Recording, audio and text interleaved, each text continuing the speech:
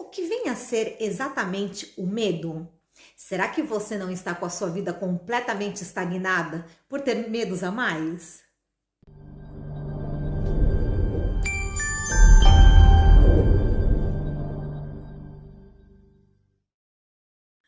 Olá, seja bem-vindo, seja bem-vinda a mais um dos nossos vídeos. Eu sou Andréia de Grazi, terapeuta de desenvolvimento humano, autoconhecimento e espiritualidade. E estou hoje aqui para falarmos sobre o medo. O medo é uma emoção que surge mediante a necessidade de proteção. Quando nossa mente entende que podemos estar entrando em algum tipo de ameaça, ela responde imediatamente com a emoção do medo. Ou seja, a mente e o cérebro humano funcionam ativamente para garantir a nossa sobrevivência. Se você quer descobrir qual o nível de medo que você sente e se ele está de fato interferindo na sua felicidade, acompanhe então este vídeo até o final. E antes de continuarmos, se inscreva aqui no canal, ative o sininho para ser avisado sempre que entrar um conteúdo novo e compartilhe com as pessoas que você conhece e que podem estar com a vida travada pelo simples fato de possuírem excessos de medo. Existem vários níveis do medo. Eu quero colocar uma atenção bem especial no medo extremo, aquele que é mesmo exagerado. Esse é um medo irracional e a esse nível se dá o nome de medo patológico. É preciso cuidar dele, pois ele leva à ansiedade, ao pânico e pode até chegar a uma fase de terror. Quero apenas que você perceba que essa não é uma emoção que se deva ignorar, quando chega a esse nível principalmente. Lembro que esse é um facto que já é conhecido e já foi muito estudado pela neurociência. Imagine-se agora, você, na sua atual realidade, como você considera que o medo possa estar afetando diretamente a sua prosperidade? O medo é aquela emoção que paralisa. Uma pessoa com medo, ela nunca avança. Ela não consegue dar um passo sequer à frente. Ela não vê as infinitas possibilidades que a vida está querendo mostrar. Ela não vê além daquele quadrado que a cerca. O medo faz parte da vida de todos. Isso é uma grande verdade. Mas, porém, em proporções diferentes. E há quem não se detenha por ele. Atenção, eu lembro que tudo que falamos aqui nunca é para todos. Não existe padrão quando o assunto é o ser humano. Aqui nós realizamos reflexões, ou seja, é aquele momento para que você faça uma autoanálise e tente perceber aonde cada tema que eu falo se encaixa na sua atual realidade. Eu tenho aqui vários assuntos, todos eles relacionados ao autoconhecimento e que de uma forma ou de outra podem estar dentro da sua realidade. E é necessário trabalhar para que você consiga a abundância em todas as áreas da sua vida. Lembro sempre que se você não está satisfeita com a sua vida atual, é necessário mudar as suas atitudes. Se você não criar hábitos diferentes, nada irá mudar. Não existe mudança se você mantiver os seus mesmos comportamentos. Bom, voltamos então ao medo. Vamos falar do medo do novo, do desconhecido. É logo o primeiro deles que faz com que as pessoas não avancem, faz com que elas não queiram sair da sua zona de conforto. Engraçado, né? Zona de conforto, como o próprio nome diz, ele até sugere ser algo bem confortável, né? Quando a gente fala zona de conforto, a gente imagina que é um lugar seguro, feliz.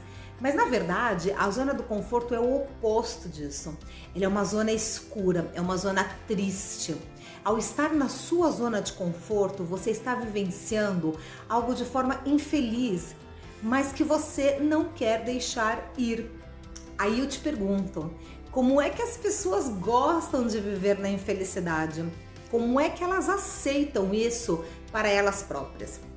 Por que elas não se permitem viver realmente a vida e não apenas sobreviver dentro dela? Aí está, porque elas têm medo do desconhecido. Vamos ver agora alguns exemplos. Vamos falar aqui do medo de trocar de trabalho. Vamos começar pelo trabalho. O que te impede de ir à vida, procurar fazer algo que você realmente goste ou estar em um ambiente que condiz mais com você e com a sua atual realidade? Primeiro, porque você tem medo de não dar conta do que virá em seu novo trabalho. Aqui, então, falamos da sua falta de confiança em você mesmo. Se você acreditar no seu real potencial, você dará sim conta de tudo o que vier pela frente. É só uma questão de confiança. Número 2, o medo de não gostar do chefe. Aí eu te pergunto, você está feliz com o seu chefe atual? Estenda também essa pergunta para os seus colegas. Como é que você se sente com os seus colegas atuais de trabalho? Pois é. E se você parar para pensar, acredito que de certeza você vai encontrar aí no meio outros medos que possui relacionados ao fato de você estar estagnada no seu trabalho. Outra situação que leva as pessoas a viverem em solidão e tristeza interna é o medo de sair de um relacionamento que não faz mais sentido para você. Ou seja, a pessoa vive de fachada, aquele relacionamento de fachada, pois não há nada mais lá dentro que ligue essas duas pessoas como um casal. E quais são os medos que entram aqui? Medo número 1, o medo de encarar o olhar crítico da sociedade.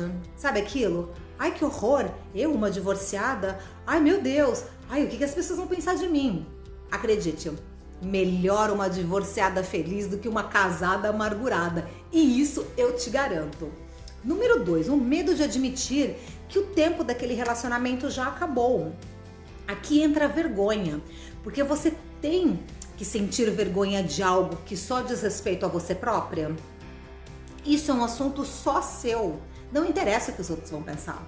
Número 3 é o medo de não conseguir se sustentar sozinha. Entretanto, eu te digo que isso não é um medo, isso está ligado a uma crença. E essa crença provoca muito, mas muita insegurança na maioria das mulheres. Pois é, levam elas a experimentarem não só a infelicidade de um relacionamento, como a frustração e a culpa. Medo da solidão? O que você não percebe é que você pode estar dentro de uma relação e ser muito mais solitária do que nunca. Veja só, aí eu te pergunto, você não tem medo de ser uma pessoa cada dia mais triste? Cada dia mais amargurada? Cada dia mais sem vislumbre pela vida? Gente, quando nós nos permitimos estar no amor, é algo incrível. Porque o amor, ele nos alimenta, nos nutre, nos dá vida. O amor nos torna imunes, atenção, aos comodismos nas relações. Ele nos adoece. Outro medo, o de deixar ir amizades tóxicas. Bom, que eu nem sequer uso o nome de amizade. Como é que podemos chamar de amigo alguém que nós só criticamos, que nós não confiamos? Fica meio estranho, não é? Eu acho que sim. Bom, essas pessoas que nós insistimos em manter ao nosso lado, nós só insistimos isso por puro interesse. Interesse sim. Pois se você tem consciência que aquela pessoa não é boa para você, se você não pode ser 100% sincero com ela, por que você a mantém na sua vida?